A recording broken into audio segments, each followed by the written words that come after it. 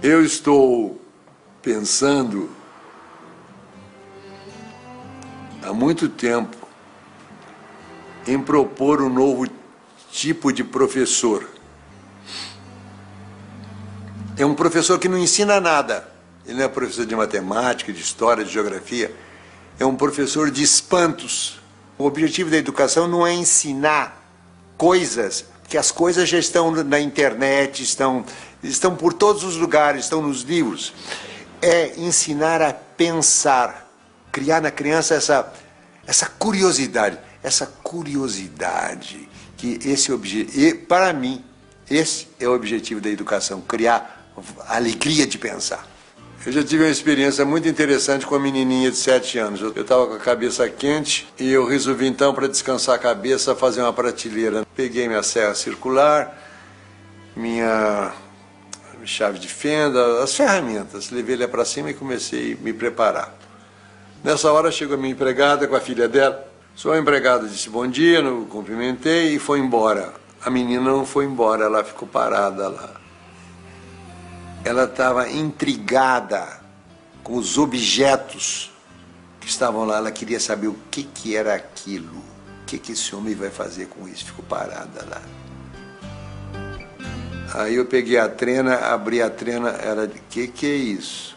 Isso é uma trena. Para que serve a trena? Serve para medir. Como é que a trena mede? Vem cá que eu te mostro. Aí mostrei a trena, os centímetros. Eu disse para ela, presta atenção que de 10 em 10 risquinhos tem um risquinho vermelho. Você veja o que eu fiz? Eu ensinei o sistema decimal para ela. Ela percebeu que as coisas em pacotinhos de 10. Essa é a situação certa para o ensino.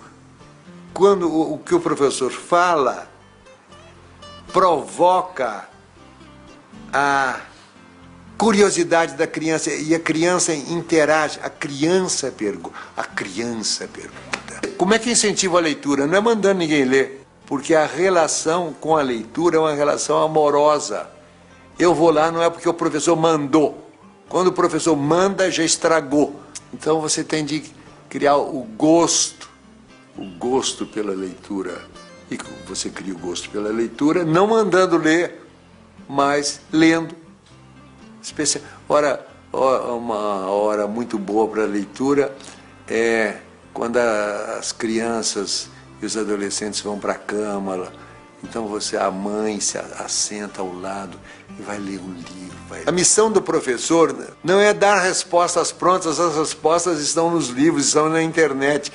A missão do professor é provocar a inteligência, é provocar o espanto, provocar a curiosidade.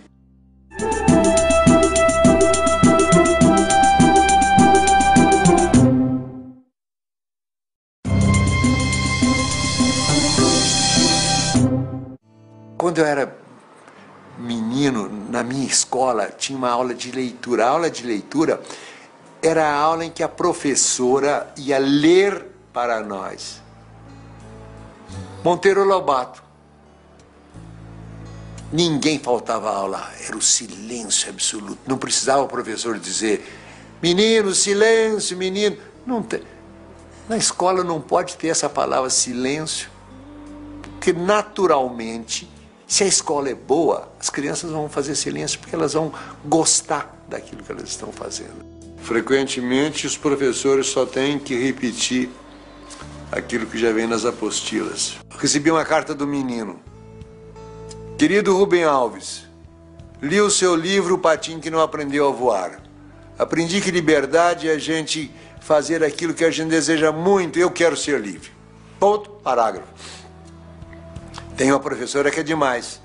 Ela manda a gente ler os seus livros e grifar os encontros consonantais e os dígrafos.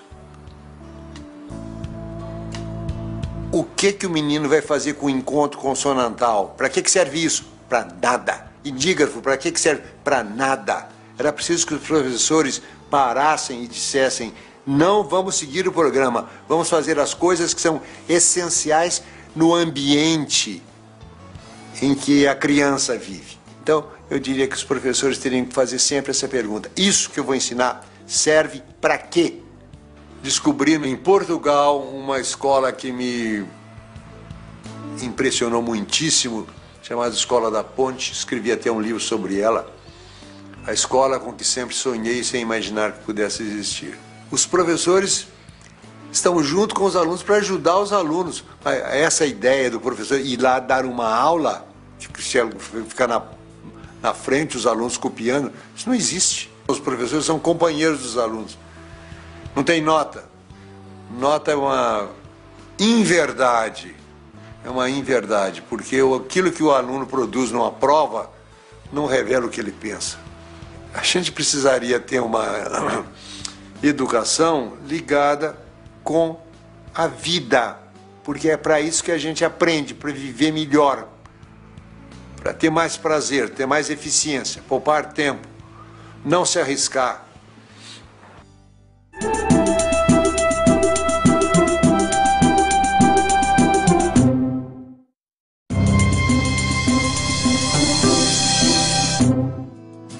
O que é a educação brasileira? Os vestibulares é que determinam a filosofia de educação das escolas. Ou seja, tanto assim que nos livros de problema sempre aparece embaixo ITA 1987, Unicamp. Ou seja, é tudo orientado no sentido de passar no vestibular. Mas o que adianta passar no vestibular se dentro de 2 anos eu teria esquecido todas as coisas? Eu gostaria que a avaliação do ensino não fosse feita imediatamente depois de terminado. Eu gostaria que fosse feito 2 anos depois de terminado o ano.